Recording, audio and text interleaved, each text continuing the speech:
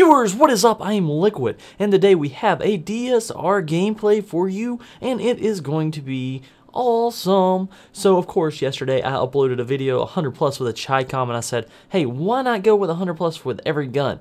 Well, I kind of was getting close, and it kind of should have happened, and I feel like I should have went flawless as well. However, it did not, and I will go and say I do hardscope a little bit in this game.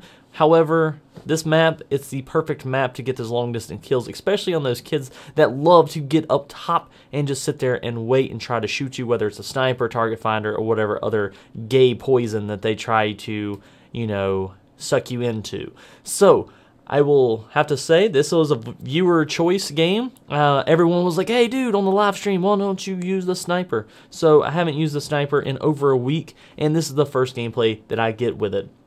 For some reason, I'm a better sniper when I do not snipe every single game, and that's what I like about sniping. It's like, you can break it out, and it's one of those things that you start hardscoping in the beginning just to make sure you get those shots and kills and streaks. And then as soon as you start warming up, you'll start hitting some crazy shots, whether they're jump shots, whether they're quick scopes and multi-feeds, and I will say there's tons of them in this game. Now, I will hopefully have to say that if you are looking at the screen, you will notice that I have nothing else on the screen anymore. Some of my previous videos have had a lot of crap around the screen, whether it's webcams or just random miscellaneous things that's advertising for my sponsors. However, that's because I could no longer actually record while I stream. So then I uploaded a little bit of a upgrade to my not even upload, but upgrade to my computer. Now I have two desktops, one streaming and one recording, so therefore I can do awesome things and be able not to have that crap on the screen. Because before I had to go to Justin TV or Twitch TV, whichever one you want to call it, and of course download them from there. Now I will say I do get a few wall bangs, and yeah, it's kind of easier to get wall bangs with orbitals. However, I honestly am just giving it a try and just trying to shoot. And a lot of wall bangs, honestly, especially that's in montages, they are just lucky BS crap. You kind of have an idea that's where they're going to be, and then you just shoot. That is pretty much how a lot of these kills occur for me in this game. Now, tips with snipers. I know a lot of people love the tips, and it's all about your positioning. It's not necessarily like, okay, you got to learn how to shoot it this way. You can shoot however you want to. If you're a good hardscoper, that's great. I would suggest learning to not completely sit with the scope up, but learn how to, distance yourself from their spawn enough that when you see them, you can scope in, drag over to their body, and then pop the trigger. It's all in how you do it, and not necessarily you always have to do it the same way. That's why you kind of get used to your sniper and how you're kind of zooming in and everything. Now, a lot of this is kind of just by, I guess, learned skill. I used to snipe in every game, like all day long, every day for weeks on the time, trying to work on montages and everything else. So I do have a little bit more, I guess, time with a sniper than most people. And I've learned a few more tricks in every game, and especially if you sniped in Black Ops 1. If you sniped in Black Ops 1, you can snipe in any game in this, Call of Duty series or franchise or whatever you want to call it. Because they added that little, you can't quick scope, but you really can. It's all about distancing yourself again. If you distance yourself right, the little toggling and the little waddling that kind of occurs in the gun will not affect you. I know a lot of people just love it to go straight into the middle, and that's why they can do the little black scopes like they could on MW2, and basically it just, you barely could scope in, and then boom, you're dead. As long as you can put the dude right in the middle of your screen, that's all you had to do.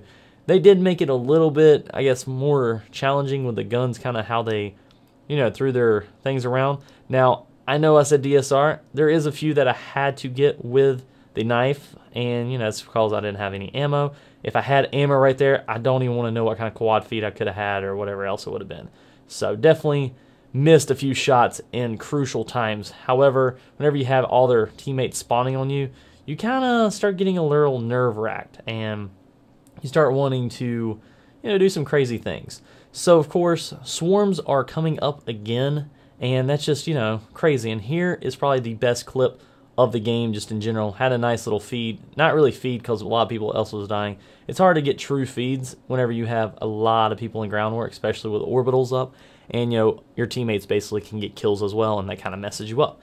However, a lot of these kills, I will admit, is not all from my DSR. Kill streaks are all involved. However, you know, that's kind of part of the game though. So 51-0 on the first round, that would lead you to believe that 100 plus is about to come. I was 11 kills off the 100 plus.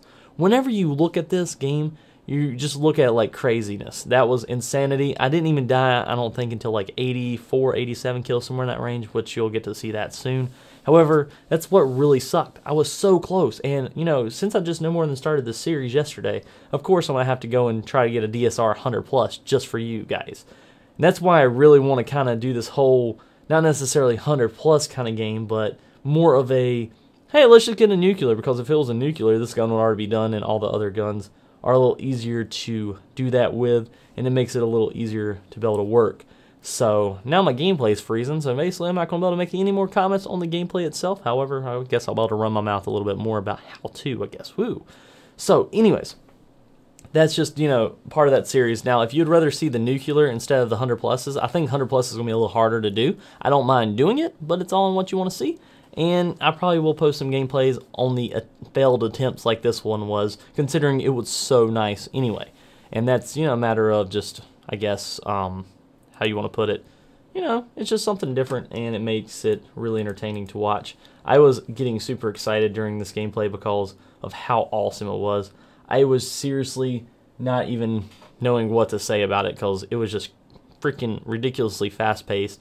And yeah, even though I was hard scoping and kind of putting myself in good spots, it was more of a, you know, fast-paced game to me, because it was shot after shot after shot after shot. And that makes it really difficult to keep that kind of pace up. So definitely something, you know, that you have to, I guess, you know, pay a little bit more attention to than just the average, I guess, game that you're trying to play. Because whenever you start getting those high kill streaks, you almost want to start getting those little shakes, those nerves kicking in. You start rushing things as you shouldn't. You don't pay attention to the corners as you should. And I know a lot of people like the map awareness that, you know, I need to talk about, and that's what I'm going to talk about in some, I guess, upcoming videos. However, the thing is, whenever you start getting in that zone, you just start waddling around, especially on those high sensitivities. And I know everybody's always wondering, what sensitivity do you play on? Well, my sniper is on a 14, my regular guns is on 14. 14 is my sensitivity. It's just because you can kind of, I guess, swing around a lot better, and you can, you know, basically snipe people really smoothly with that kind of sensitivity, just because of how the gun flows around whenever you're using it. So just, you know, play around with it, and you'll, I'm sure, master the sniper. And fast mags, I think I had on it too. If you don't have fast mags, it's done. And everybody always picks on me. This is another thing. Everyone always picks on me for using scavenger on snipers. This is the reason why you scavenger. You can keep using the gun when you get lucky. And that's what this was getting lucky, getting the right people to play, putting yourself in the right position, and then you can make some awesome gameplays for, you know, YouTube, yourself, your friends, whatever you want to call it. Anyways, viewers, I hope you enjoyed this, and of course, for the awesome new quality of me not having to use my live stream video recording, I think, you know, if you like that, click the thumbs up, and, you know, basically that helps the channel. We've been growing so super fast, thanks to you guys yet again for 15K. We're kind of getting closer to 16K already in like a day and a half. You know, I mean, still quite a bit of ways, but you know what? Y'all are awesome, and I'll keep putting videos up as much as y'all love them. And, of course, I'll see you in my next live stream, and until then, I am Liquid, and I'm out.